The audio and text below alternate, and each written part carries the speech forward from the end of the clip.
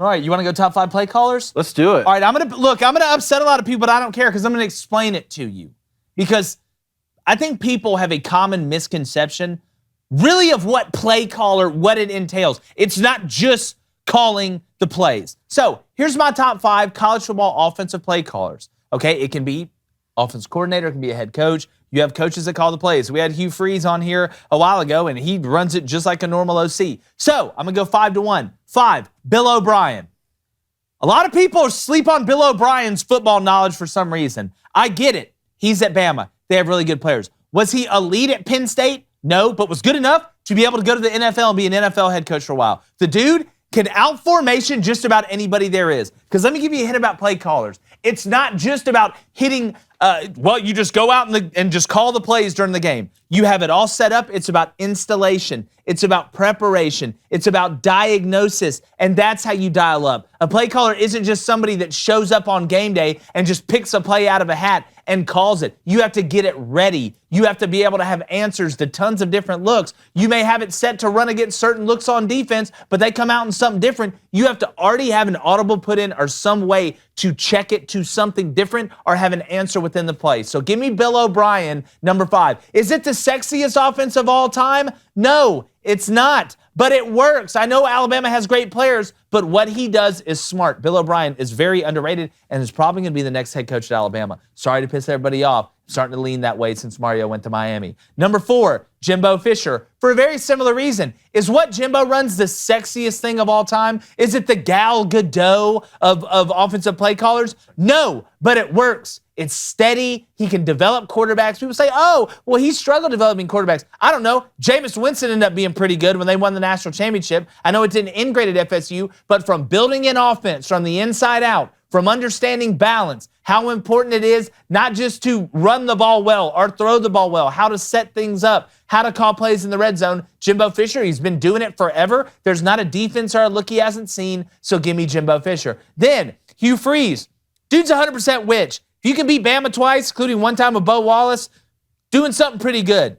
But what I like about Hugh is he's able to evolve his offense through the RPO, but it's not just identified through the RPO. Hugh Freeze has 3 different ways that he can hurt you in anything that he runs. There's a reason why he's had so much success offensively. You talk about developing quarterbacks. I just mentioned how he beat Bama with Bo Wallace, turned Malik into an NFL player. Malik Willis, the guy who couldn't play at Auburn, was almost a first-round pick coming out of Liberty. Yeah, that's right, Liberty. Number 2, Lane Kiffin.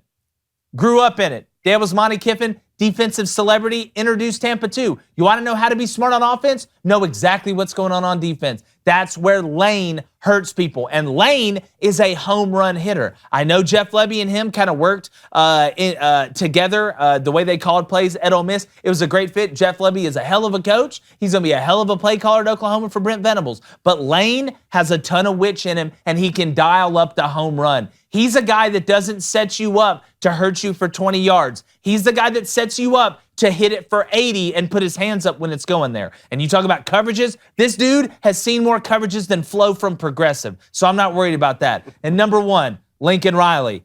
Dude's got the best play-action passing game off a gap scheme run game that there is. You want to know why NFL coaches were flying everywhere to come in and figure out what this guy was doing? Because he can make things look the same while giving you 14 different things. He understands the value of the tight end. He understands that while it's sexy to go fast and spit it out and throw it around, the run game is very important. Their pass game is built off the run game. And the one thing that separates Lincoln Riley from everybody else on this list, play calling is also about communication. How easy is it for you to get the formation and the play in? Lincoln Riley is able to do it with just a couple things in his hands. They're able to get it. They're able to go fast, but it's also multiple. Josh Heifel is a top 10 offensive play caller for me at Tennessee, but they run 8 to 10 plays. They go super fast. You don't have to have a ton of plays when you go super fast. I'm not saying Josh Heupel isn't a great play caller. He is out of that system. But that system isn't some sort of huge, vast 19-part machine that's going on. The whole basis of what Josh Heupel does is to catch you in base because he's going so fast. because I don't have to have a ton of answers when I know the main answer, and that's what you're in. So it may look sexy and it may look different, but it doesn't make you smarter. That's why I laugh at people that make fun of Mike Leach and the air raid, but yet think what Josh Heupel's doing is some sort of brand new Frankenstein they just invented and let out to go burn the city down. It's fewer plays at a faster pace. It's like fast food. Blaine, go ahead. Okay, well, let's go ahead and pull up my tweet and talk about Josh Heifel in there. All right, Josh Heifel at 5, I understand, but it's still that system's been out long enough. I think people are learning how to stop this, but they still haven't learned how to stop Josh Heifel. Well, he goes warp speed. I think he does have more than 8 to 12 plays in there. I'm talking about base out of what you're for sure. Of but course he does have layers to it, and I'm just a big fan. He does make things look the same with little touches of differences, and it's had big success. I know he's had a good quarterback, but I think they'll only get better in that system. Tennessee will only get better. It's still new, and Tennessee will be a team to watch out for the next 5 years, especially in the SEC. Then I'm going Sark. I still think Sark's a witch of the highest order. And I know it's tough for me not to put Bill O'Brien on here. It's just I haven't seen enough. All right, you're at Bama right now. The 3 guys on this set right now could go coach at Bama and probably be coaching. What about before Bama? I understand he was at Penn State. He was okay in the NFL. He had Deshaun Watson, but I need more. I need to see more. I want him to go somewhere else, maybe HC, and then do it. Because you can say the same thing about every offensive coordinator who's walked into Bama. They all ball out. They all ball out. Every single one of them. Which one's failed that's left Bama in his None. Sark was one of them. Yeah, no, that's what I'm saying. He didn't fail. Yeah, but Sark, the offense at Texas has been good. They just haven't had a good offensive line. They got a new quarterback. I think Texas will probably have one of the best offenses in the nation this year with Bijan, the Lambo Robinson. No, they're going to new kid at quarterback. Yeah, that is true, but I still think Sark's a witch. Then number 3, I think Ryan Day. I almost put Ryan on. They had the best offense in college football this year. They were just destroying records. And I know he took over, I think, a couple years ago, but it's still a little bit of a mix. But I'm pretty sure Ryan calls the play most of the time. And, I mean, the quarterbacks at C.J. Stroud right now is phenomenal. The quarterbacks there haven't come through there. Ryan Day has been doing this for years. He's a great offensive mind. Then Lane Kiffin. All right, I mean, this is easy to me. You know, the guy throws up touchdown before the play even starts. That's how you know it's real. He's been in it his whole life. He has layers to it. And I know we talked about Levy, but Lane's also done it at different places. And then the true witch, the Harry Potter of them all, and that's Lincoln Riley with this little short list. What Jake said, his play action game and the way he can coach up quarterbacks, I think he's 1 to none. The guys he's rolled through there. I know it hurt him last year. They weren't the best, but the quarterback position is huge. Well, for any offensive coordinator, Caleb Williams no matter was a true That's why it was tough for you not to put Tony Elliott up here from Clemson. You know, he's had phenomenal. They were one like some. There's a stat from the last 2 years from there where Trevor Lawrence and them were there. They were destroying records. He's at Virginia now, I'm pretty sure, but he would be an honorable mention. But I feel good with that top 5 right there. I like that. I like that. So both of you guys had Lincoln Riley number 1. I did. Tell me how you're different, David. Pull up my list here. I have a lot of similar names, but at 5, I'm going to start with Jamie Chadwell. I like Coastal this pick, Carolina. I like this very pick. innovative. Now, he's going to get a big-time coaching job in college football in the very near future. Whether or not he's still on my list 5 seasons from now, I think will be determined by how consistent he's able to be at that Permission next level. to make an observation? Go ahead. That first picture of Jamie Chadwell, he just looked like he'd be the guy that you want to hang out with during the Revolutionary War. Without a doubt. Had to put him on the list. Had to put him on Jamie the list, Chadwell, okay? 100% Just, again, don't line up in shotgun on 4th and 1. That's sort of one of my rules here, which is why Josh Gaddis and some of those guys hadn't made the list. Sort of a pet peeve there. But let's move to number 4. I had to put Mike Leach on the list. Air raid on okay? Had to put Mike Leach on the list. Again, this is not best head coaches, right? We're talking about play callers. That guy can scheme it up with the best of them, and large sample size here. Has been doing it for a long time. Been in an offense. 3. I want Lincoln Riley at 3 here. Okay. I love everything that you guys are saying. He's had a lot of weapons recently. He's going to continue to have weapons. I want to see how they do at USC, and I feel like him overcooking that brisket hurt him on this list for you. You think so? I think it had Because I like the grill? subconsciously. Because you're such a grill guy, I think he may have been number 2, but that brisket may have cost him a Top 3 is nothing to sneeze at, okay? But number 2, Steve Sarkeesian. I'm looking at Blaine.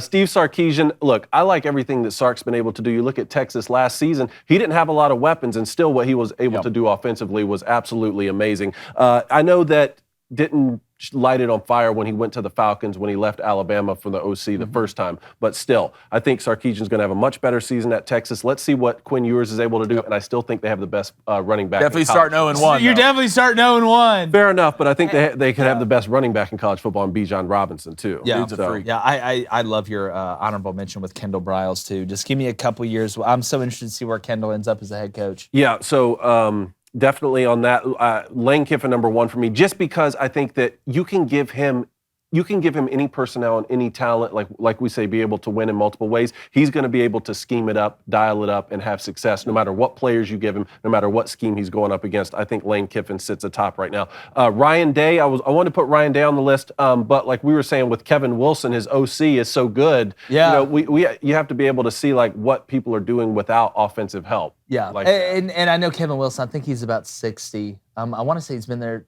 Is it since 2017? Maybe I'm tripping. Maybe it's longer than that.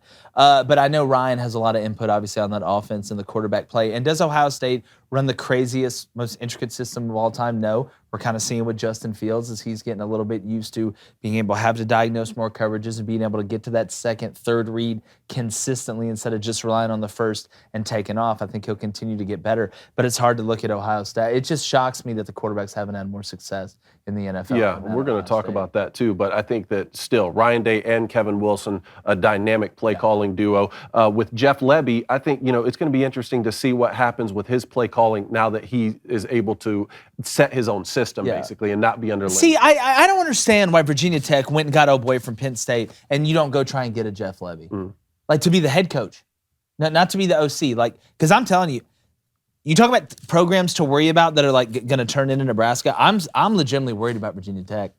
I think we may have started to see like the decline of Virginia Tech. You think so? I think Virginia Tech is going to start to slide even more into mediocrity because, again, Sandman interest is unbelievable. And every time I watch them on the Sandman interest at home, they're getting beat. Well, you're talking about Kendall Briles. How long is it going to take for one of these schools to go get someone like Kendall Briles? You need to go get him. So the head coaching age is getting younger and younger. But I want to give one more shout out to my boy Scott Leffler. Look, Scotty Leffs. I know that Bowling Green didn't have a great season last year, but I have seen it in the room before, in the play calling situations, dialing it up. Scott Leffler still has a lot of talent, and I hope he wins as a head coach as well. Yeah, it's going to be interesting. Bowling Green's roster last year was a disaster, but they did cover against Tennessee in Game 1. You hit? You hit, I think I took. Yeah, it was like 36-7 or something. But Blaine, I need Booster Club questions, comments, decisions as I head over to the board of eternal life, but also quick death.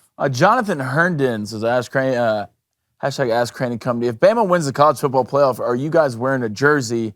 If Ohio wins the Big Ten, Cone, are you wearing a Buckeyes jersey with the stickers on the helmet? Yes to the first one, absolutely not to the second one. To the first one, I'm picking Bama to win, so therefore I am out of that. I will not be wearing an Alabama jersey, but I will not be wearing an Auburn jersey either.